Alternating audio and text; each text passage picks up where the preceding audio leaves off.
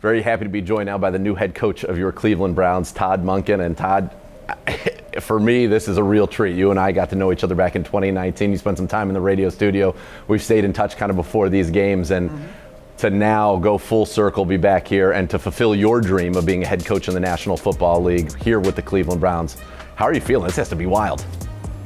I'm absolutely jacked. I mean, it's what you work for your whole life. Yeah. I mean, everything. It's surreal, really, to be honest.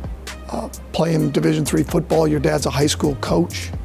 You never would envision down the road that you get to be one of 32 head coaches in the NFL, especially being the head coach of the Cleveland Browns. Man, it's awesome. When you think about, your journey, because you were a head coach in college, obviously, at Southern Mississippi, turned a program that had won no games into a team that was able to go to a bowl game. And then you come back to the league, offensive coordinator, go to Georgia, offensive coordinator. I heard you say you came back to the league hoping for this opportunity. So as you're going and having success and leading, the Ravens offense and leading Lamar to MVPs, was that something that you thought, okay, it's got to be close, and then here you finally have that breakthrough? Sure. No, 100%. That's why I left Georgia. I came to the Ravens for a couple different reasons. Number one was the challenge of moving Lamar's needle from a running quarterback that could throw to a quarterback that can win throwing the football at the most critical times in a game. And we did that. Yeah. That was an ultimate challenge, okay? And hoping that he got signed back because we didn't know at the time. The second part was I wanted another opportunity to get to the NFL to become a head coach at the highest level. I'd done everything else. I've been a coordinator in college, been a head coach in Division I. I'd done everything else besides that. So you go back with that opportunity, not knowing if that would become available. What's interesting, when I left Georgia and got to the Ravens, George Gotsey was our tight end coach.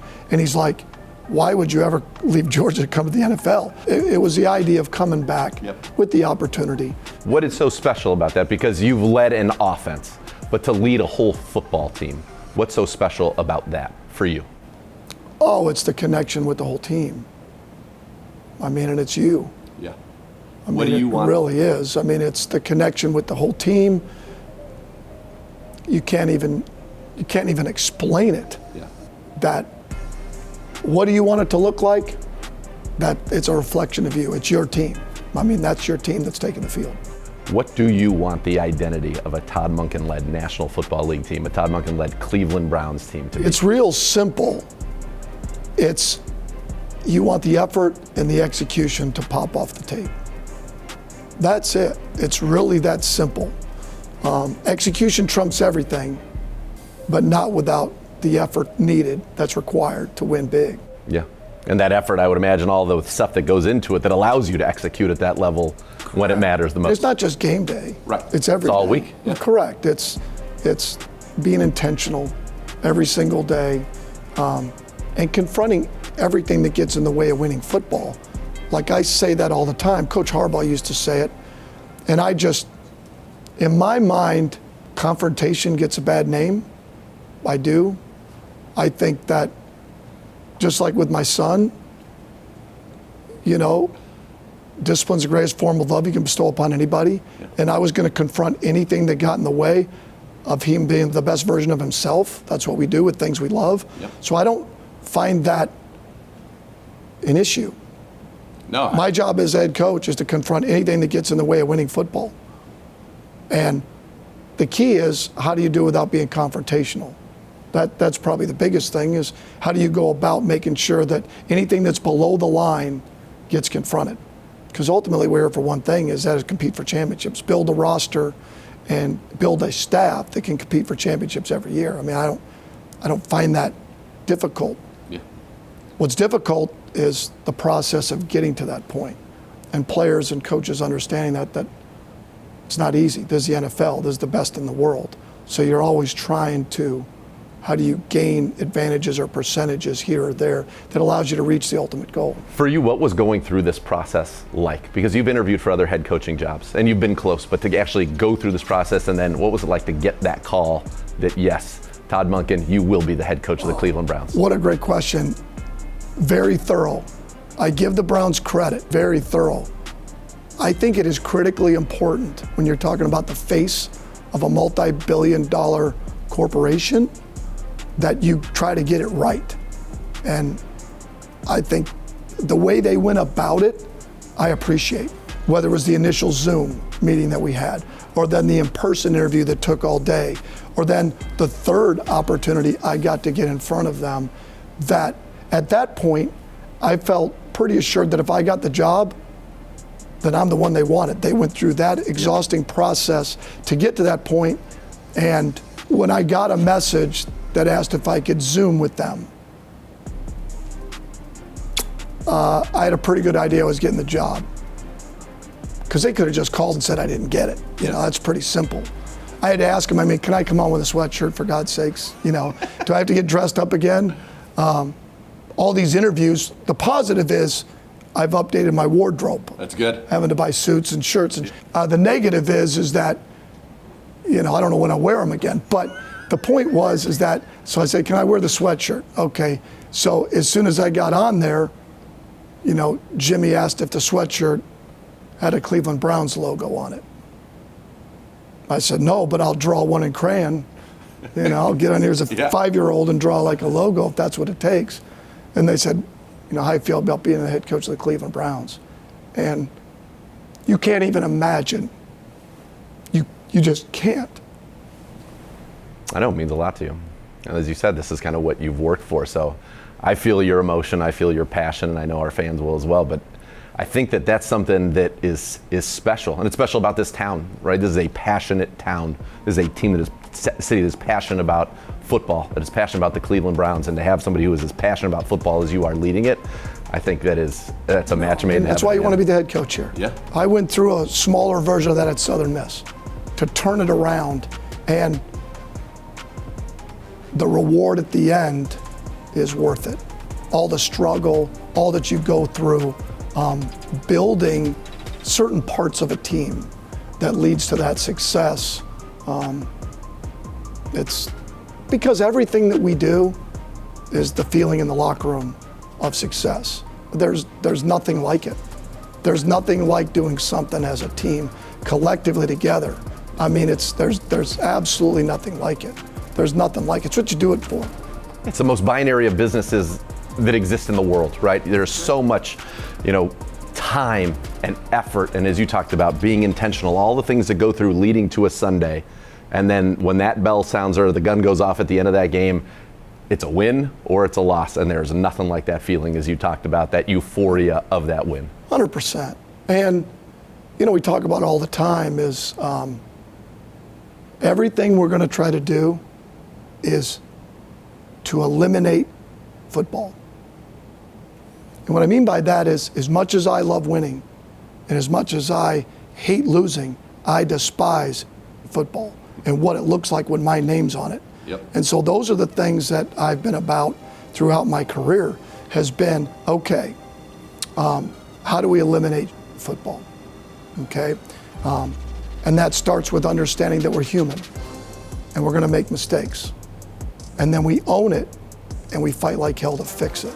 And we keep the excuse making at a minimum, and we have the maximum amount of owning it and fixing it. And that's how you're successful in life. I don't care, football or relationships. Human nature, self-preservation, when things go a certain way, it's natural to complain, to make excuses. I get it. All right. Take about 5 minutes and then pull your big boy pants up and let's own it and fix it. And that's the starting point of having a successful relationship, a successful business, and having a successful football team. One of the things that you've been very successful at everywhere is offensive football. And now you're obviously the head coach. This was a good defense last year. It's a team that has struggled a little bit on offense. When you look at this offense, you know, what do you like about it, and what do you think needs to evolve or change to be good football and not be bad football? Well, first of all, I came here because having an elite defense. And where does that start? Having an elite staff, having elite players, that gives you a chance. Yep. And now we're going to be in the process of building that offensively with certain foundational pieces, you know, that some of them came in the draft last year. and a bunch of them did. And then building that from here, starting up front, obviously getting some playmakers. But it is about foundational pieces that you got through the draft and some players that are already here. But really, I did come here because of the defense to start. Because that's really, if you're good on defense, you always have a chance. Because usually it also means you're good on special teams. But the rest of it is, there's a reason why I was hired here. Let's not kid ourselves. I was hired to become elite on offense. And that's what we're going to fight every day to be. And I'm fired up because I think we have a chance to really take off. I really do. I think the time is right now to take off and really build it the way you want so you are consistently competing for championships. So what are we doing right now? Putting together an elite staff. Then we turn ourselves to the roster and building that, and then creating schemes that allow us to play fast and physical every week. The quarterback position, obviously a big one. We've got some young guys here. We've got a guy who's been a multiple-time Pro Bowler in Deshaun Watson here as well, along with Shedeur and Dylan Gabriel. How do you kind of look at that room, and what's your kind of plan for developing it and accentuating the positives, minimizing the negatives for the quarterback, which, as you know, we all know, is the most important position in all professional sports? Sure, without a doubt. I'm excited to get started with the guys we have in the room now, and then looking to add to that possibly, because you said it. You've got to have a quarterback to give yourself a chance to win in this league. We know that. You also have to have good players around them to really get it going. So I'm excited about Shedeur, Deshaun, Dylan, and who else we might add to that in terms of competition to really have this offense take off. You mentioned one of the things you love is an elite defense, and I'd have to imagine over the last 3 years you had to craft certain game plans for Myles Garrett and dealing with Myles Garrett. You don't have to do that anymore. You have to figure out how for him not to wreck some practices probably, but you don't have to worry about him in a game situation. Was he almost unique in terms of what you had to do to prepare for a guy like that? Oh, it absolutely sucks. It's just awful because you have to compromise. It's not really as difficult in the run game, although it is. Certainly when you're in the quarterback-driven world, his athleticism, ability to change direction, that comes into play, but it's really in your pass protection and then your route spacing that it creates, because you go into the game saying, okay, player XYZ, just happens to be Myles, he could wreck the game for you. So how do we stop him from wrecking the game? Well, what are you going to do? Slide protect to him. What are you going to do? Chip.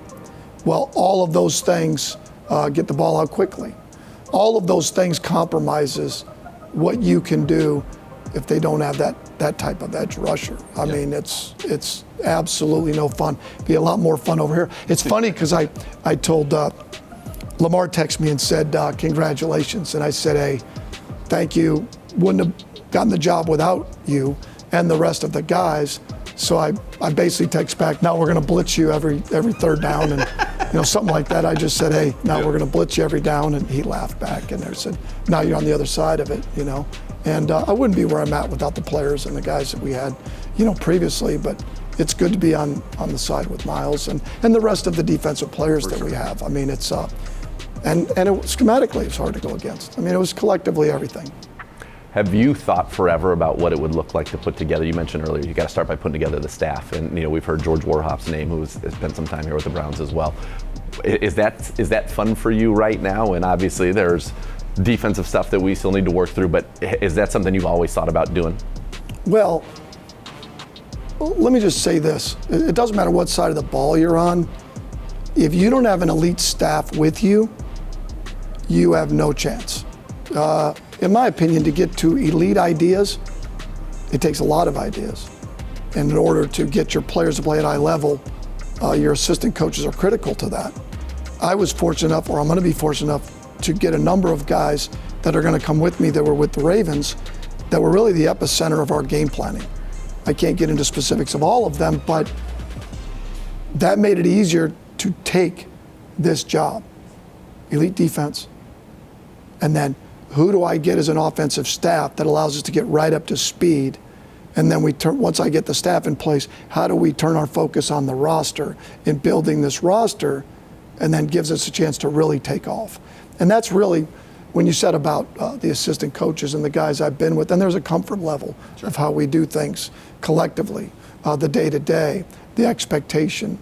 So I'm jacked from that end of it, or I'm going to be able to bring with me. You talked about kind of the last 6 years being a doctorate for you, with Kirby Smart winning 2 national champions, being with John Harbaugh who's won a Super Bowl at this level, and obviously very good competitive at the Ravens. What did you learn from those guys? Working for Kirby Smart is 4th and 1 every day.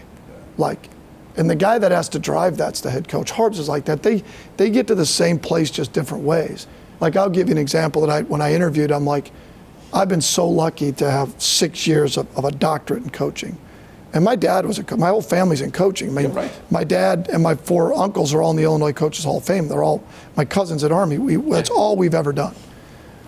And you think you've been around some really good coaches and players, and so you get with Kirby, and at practice, it's every day we meet, recruiting, it's nonstop. You got it from Nick, because it's like his favorite saying is, am I the only one? Am I the only one that's going to recruit? Am I the only one that's going to pick up trash? Am I the only one that's going to make them have their jerseys on right? But it comes from the head coach. The head coach has to set that. Coaches would call me and say, how does Kirby do it? I said, he sets it. No other head coach wants it. What is it? It's a head coach. He sets that standard of work ethic on a daily basis, and he's nonstop energy. He gets to it differently because at practice he's got a microphone. He's everybody the whole practice. You could be 3 blocks away and it's a fest. He'd be screaming at a player like, no wonder you lost contain on this punt. You don't go to class. And you can hear it like he's screaming. We went 37-3. 2 national championships. And 30 of the games, I ended the game off a headset like I'm the worst coach in America. That my name was, seriously, I'd get my wife's arms like, oh my God, we only won by 30. My God damn it. But that's him. Yeah. That's him. John does it in a more, he's going to confront everything that gets in the way of football, but he does it in a more polished way. I'll give you an example. I'm a big proponent of the game's changed. Athletic quarterbacks, I always say when you have a 2-play quarterback, you got to be elite at straining up front. You got to be great at scramble drill, breaks down a defense. Okay. All the above. If Kirby wanted us to work scramble drill more often, Kirby Smart would say, hey, you guys talk about how often you want to work scramble drill, but I don't see it every day. I don't know if I keep after asking this to. Can we get scramble drill done today? John Harbaugh. Todd, I love the way you guys do scramble drill. Can I see that today? And in his own way, he's saying, work scramble drill. But he was saying it in a nice way of saying, I love the way you guys do scramble. And it's like, he's really saying, let's work scramble drill in a nice way, It's like, God damn it, and he's right. Yeah. But there's different ways of being tactful and how you approach somebody, I wish I was better with that with my wife. We all do. Something like, that dress looks fucking awful on you. I really like the red dress better than the pink dress. There you go. That would probably work better if I had more tact. Probably. Now we've been together 40 years and been married 34, so obviously somewhere in there it didn't piss her off that bad. Something's working. But somewhere in there I've gotten better. And when I said about the 6 years of my doctorate in coaching, and what I would say to people is, we didn't get that, if somebody says something about you're going to turn 60 next week, I'd say, can you imagine if you had gotten me 15 years ago? How much better I am now than I would have been then? Seriously, how much better as a coach I am right now, this moment, that I would have been at 45. I would have never been anywhere where I am now. You're getting the best version of Todd Monken than you would have gotten 15 years ago. Fact. And that's, sometimes I think everything gets timed up perfectly, of what God's plan is. I really do believe that, So when you have that experience, you talked about that doctorate. So you're with Kirby there, you guys win 2 national championships. So he's a national champion at that level. John Harbaugh's obviously won a Super Bowl, but as you just illustrated, they came at it from 2 very different ways. But it sounds like the thing that was the most important is that they were both authentic to themselves 100%. In that leadership. And so you are as authentic as it gets. I can tell you I've done a lot of these first, so this is fantastic.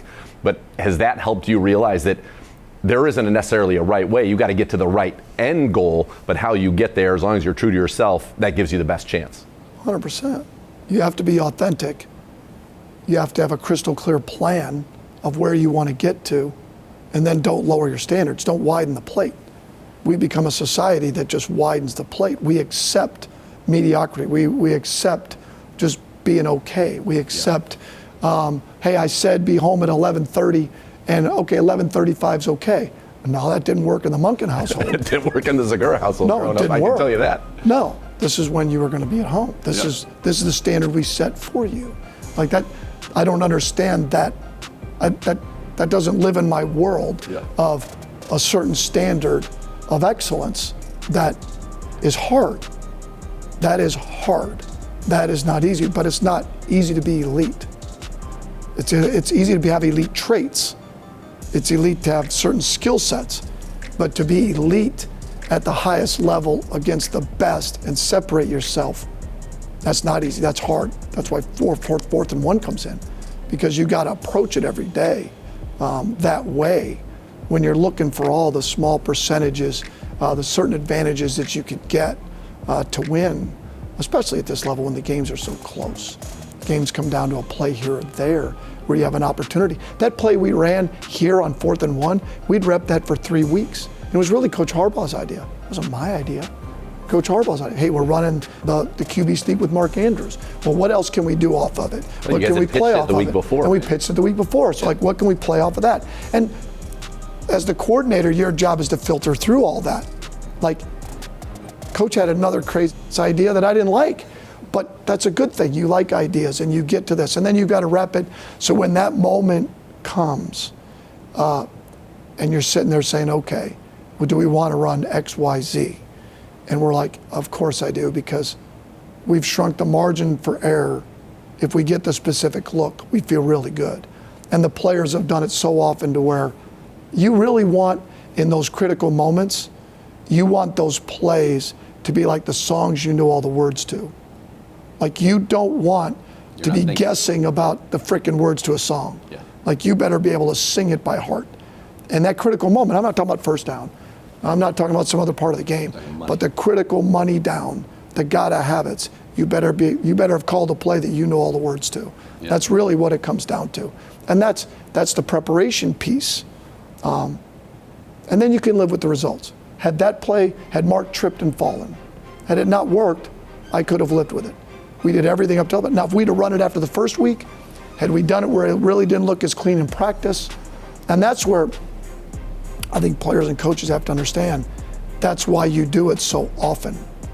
And you show those clips to the guys, like, you wonder why we rep this so damn often in practice, and you're like, oh, we're repping this concept again, and then you're like, bingo, that's exactly right. I'll go back to the 2021 National Championship game and working on cadence. And in college, you're working the clap, and ask for the ball, right? So we had worked all year at being elite at and going on 2. And I'll be damned in the National Championship game if we didn't go on 2 and did it twice, and we hit a go ball as a free play to A.D. Mitchell, and it led to us winning. It gave us the lead. It led to us winning the game. And you can point to those moments of why it's so important, why what you're doing is so critical at the most critical times in a game, of why you're doing what you're doing. Because you got to show them, and they got to understand why you're doing what you're doing, for them to have the buy-in, and why you're doing something so often that gives you, again, for the ability for it to show up on Saturday or Sunday. That's what it's about. That it's a byproduct of the work you put in and the reps that you put in every day. Coming in here now, you're going to be paired with Andrew Berry, the Browns general manager. How was your relationship as you guys got to know each other through this kind of process to become the head coach, and how do you envision that relationship going forward? Because you talked about putting the staff together, and then now you talk about getting to that roster, and that's something you guys are going to have to do, in concert. Well, through the process, the interview process, I think you get to know more about, you have interaction, you get to know more about those that are part of the process, ownership, general manager, sure, people within the building. When you come and you get to meet, and you get to ask questions. So you really get a good feel for, okay, is this a collaborative effort? Are we aligned similarly of what it takes to build a championship roster and a championship team? And Andrew checks all the boxes. I mean, he just did in terms of what I was looking for. Because I think that's the best way to get to an end goal, that you see your vision is the same. It's crystal clear. I mean, that's exactly what you're looking for. And ownership is on board of what it takes. What it takes in terms of hiring, what it takes in terms of the roster. I mean, all the above. We've talked already about how you came here to make this an elite offense, and that's what you've done everywhere you've been as a play caller. You mentioned today in the press conference you will call plays. Why is that so important to you, and what do you love about that chess match and being able to dial up the right thing? You've talked about all the work that goes into it, to rep it and rep it and rep it, but to dial it up at those right moments. Well, it's something I feel like I'm good at. Yeah. I feel like that it's a reason why I got the job. I haven't been a head coach in the NFL. It's not like they have something to go back on and say, oh, wow, we won a Super Bowl here. And like, no, because we've been good on offense. Yep. But with that being said, that only happens if you have an elite staff that has ideas and adds to the game planning part of it. Yep. Because like I said before, like you only get to elite ideas by having lots of ideas. The original skateboard was wooden with wheels. Now it's fiberglass. Hell, that damn thing can go sideways and fall. Who knows what it can do now? That's how I view it, is that you're always evolving. You're always under construction as a human being, as a coach, as an offense. And you're always thinking outside the box. Our system is we will do whatever we need to do to score. It's not a West Coast, East Coast, South, North. It's what we need to do to score points. But as I said before, the play calling becomes easier once you built an elite staff, and then you build the roster with starting up front, elite playmakers, the quarterback position, a system that is player friendly, that allows them to play fast. Then it becomes easy to call plays at that point. And the people use the term of your players being able to play fast.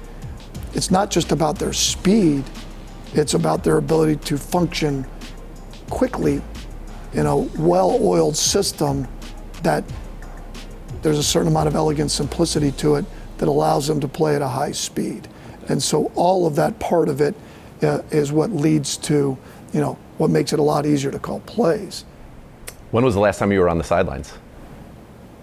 I was thinking about that the other day. The last time I was on the sidelines would have been 2017 at the Buccaneers. Okay. That was before I was calling the offense in 18. I was the offensive coordinator, but I wasn't calling it in 16 and 17. Then I called it in 18. I was in the box. So it would have been then, but I wasn't calling it. Last time I've called it from the field would have been at Southern Miss. Yeah. What's different about it? The emotional part of it. I think it's a little bit easier upstairs, to keep the emotions out of it. Yeah. Not that you're still not emotional up there, but you're away from a little bit of the crowd noise and the players, I don't have to hear about a skill guy about not getting the ball upstairs. I mean, I can hear about it through the damn headset, or run the ball more from the offensive line, or all of that. You can, keep, But the positive being on the sideline is you are right there. You can communicate with your quarterback a little easier. You can communicate with your offense. You can feel the game a little bit better from the field. You just need a little more help from upstairs, down at distance where the ball is, some of those things. But at the end of the day, it's really still about the plan. It's really about the execution of the plan, because that trumps everything. It's once to me, play calling for the most of the game is not the most difficult part of being elite on offense. Situational football can be. That can, 2 minute, 4 minute, sure. Coming out, backed up, certain things that way, fourth downs, decisions, those things. That's the work. Everything else you put in during the week, and then you just live with it. It's like the draft, right? Like you do all the work beforehand, and then just make your pick. You've shrunk the margin for error, and you make the pick, just like offensively. So that gets a little bit way too much of like, hey, at that point, make sure that you love the plan. You put the work in during the week, and then let it rip. Call the plays, and you've just shrunk the margin for error because you think you know. You don't know. People think, my wife always says, why don't you just call the plays at work? It seems that simple. I said, well, no. I wish it was that simple. But you don't know that.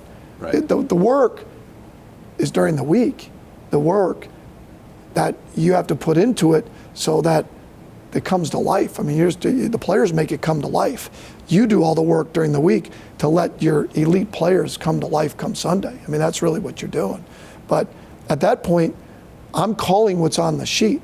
But I'm just saying in general, you mostly stay with the plan, and then you make adjustments. You know, what's changed? What are they doing differently? But most of the teams that you play that are really good, they do what they do. They're just really They're good at it. Yeah. As you said, elegant simplicity, right? Correct. They do what they do. Because if you do everything, you're probably not really good at anything. So you know, kind of going into it, maybe a few adjustments down and distance-wise, but what you're good at and what they're good at, and now who executes better? Who executes at a high level when it matters the most? And I know you love ball.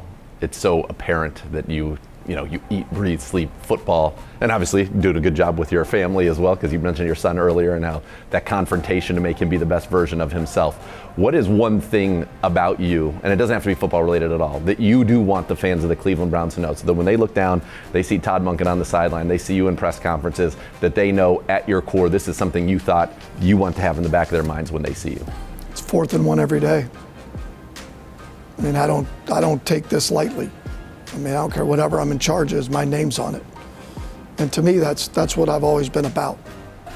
Well, the last time you had 4th and 1 in our stadium, it was pretty good for you, not as good for us. So we're happy that you're going to do 4th and 1s for us now. I appreciate that. Yeah. Coach, thank you so much. Welcome to the Cleveland Browns, and congratulations on fulfilling a lifelong dream. And I know it's really the start of a dream, because now the next dream, right, is to hoist that Lombardi Trophy. And man, we all hope that you do that here in Cleveland. You bet. Wouldn't be any place better than here.